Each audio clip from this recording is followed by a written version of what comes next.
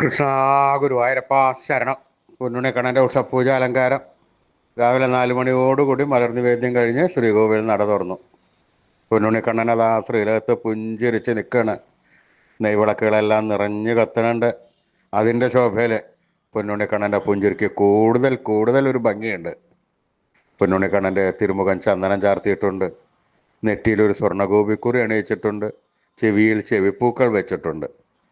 മാറത്ത് ഒരു സ്വർണ്ണത്തിലകവും ഒരു സ്വർണ്ണമാലയും ചാർത്തിയിരിക്കുന്നു.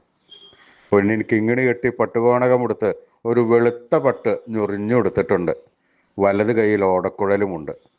സ്വർണ്ണ കിരീടം ചാർത്തി കിരീടത്തിന്മേൽ 2 തിരുമുടിമാലകളും 2 വലിയ വനമാലകളും ചാർത്തിയിരിക്കുന്നു.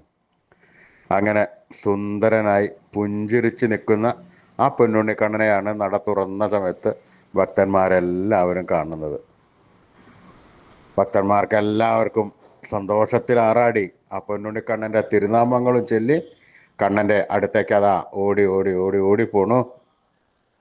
ആ സോപാനപ്പടിയിൽ നിന്ന് കണ്ണനെ കൺകുളിർക്ക കണ്ട് ആ കണ്ണൻ്റെ തൃക്കാൽക്കൽ വീണ് നമസ്കരിക്കണു, പ്രാർത്ഥിക്കണു. കണ്ണൻ്റെ അനുഗ്രഹം അവർക്കെല്ലാവർക്കും ഉണ്ടാവണം. ആ സുന്ദര രൂപം നമുക്കും നമ്മുടെ മനസ്സിലേക്കൊന്ന് ആവാഹിച്ചാലോ? എല്ലാവരും നല്ലപോലെ പ്രാർത്ഥിച്ചോളൂ. കണ്ണടച്ച് പ്രാർത്ഥിക്കൂ പൊന്നുണ്ണിക്കണ്ണനെ. ആ പൊന്നിൻ കിങ്ങിണി കെട്ടി പട്ടുകോണകം എടുത്ത് ഒരു വെളുത്ത പട്ട് ഞൊറിഞ്ഞെടുത്ത് കയ്യിൽ ഓടക്കുഴലും പിടിച്ച് സർവാഭരണ വിഭൂഷിതനായി നിന്ന് പുഞ്ചിരിക്കുന്ന ആ പൊന്നുണ്ണിക്കണ്ണനെ നമ്മുടെ എല്ലാവരും സച്ചിദാനന്ദ കട്ടയെ എല്ലാവരും മനസ്സിൽ വിചാരിക്കുക, പ്രാർത്ഥിക്കുക. കണ്ണനതാ നമ്മുടെ ഉള്ളിൻ്റെ ഉള്ളിലേക്ക് അതാ കയറി വരണു. പൊന്നുണ്ണിക്കണ്ണൻ അവിടെ എത്തിക്കഴിഞ്ഞാൽ ആ കണ്ണനെ അവിടെ കൂട്ടിപ്പിടിച്ച് അവിടെ നിർത്തി അവിടെ പ്രതിഷ്ഠിച്ച് ആ കണ്ണനുമായി കുറച്ച് നേരം സംവദിച്ച് ആ കണ്ണനെ ഒന്ന് കൊഞ്ചിച്ച് ഒന്ന് ലാളിച്ച് ഒരു മുത്തം കൊടുത്ത് ആ കണ്ണൻ്റെ തൃക്കാൽക്കൽ വീണ് നമസ്കരിക്കാം, പ്രാർത്ഥിക്കാം. കണ്ണൻ്റെ അനുഗ്രഹം നമുക്ക് എല്ലാവർക്കും ഉണ്ടാവും. ഉറപ്പാണ്, തീർച്ചയായിട്ടും കണ്ണൻ്റെ അനുഗ്രഹം നമുക്കുണ്ടാവും കേട്ടോ. സ്നേഹത്തോടുകൂടി ഭക്തിയോടുകൂടി വിശ്വാസത്തോടുകൂടി കണ്ണൻ്റെ തിരുനാമങ്ങൾ എപ്പോഴും ചെല്ലണം. നാരായണ നാരായണ നാരായണ നാരായണ. ആ സ്നേഹത്തോടു കൂടിയുള്ള വിളിയുണ്ട് കേട്ടാൽ പൊന്നുണ്ണിക്കണ്ണന് അതിൽ കൂടുതൽ സ്നേഹത്തോടു കൂടി നമ്മുടെ അടുത്തേക്ക് ഓടി വരും. എന്നിട്ട് നമ്മുടെ ഒക്കത്തൊക്കെ ഒന്ന് കയറിയിരുന്നൊരു മുത്തൊക്കെ തന്നിട്ട് വേണ്ട സമയത്ത് വേണ്ടതെല്ലാം വാരിക്കോരി തന്ന് നമ്മളെ അനുഗ്രഹിക്കും. അതുകൊണ്ട് എല്ലാവരും സ്നേഹത്തോടു കൂടി കണ്ണനെ വിളിച്ചോളൂ.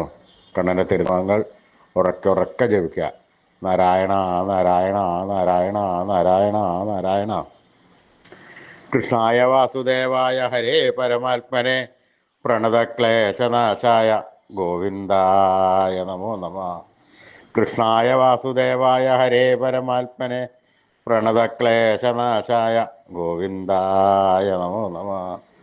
കൃഷ്ണായ വാസുദേവായ ഹരേ പരമാത്മനെ പ്രണതക്ലേശനാശായ ഗോവിന്ദായ നമോ നമ.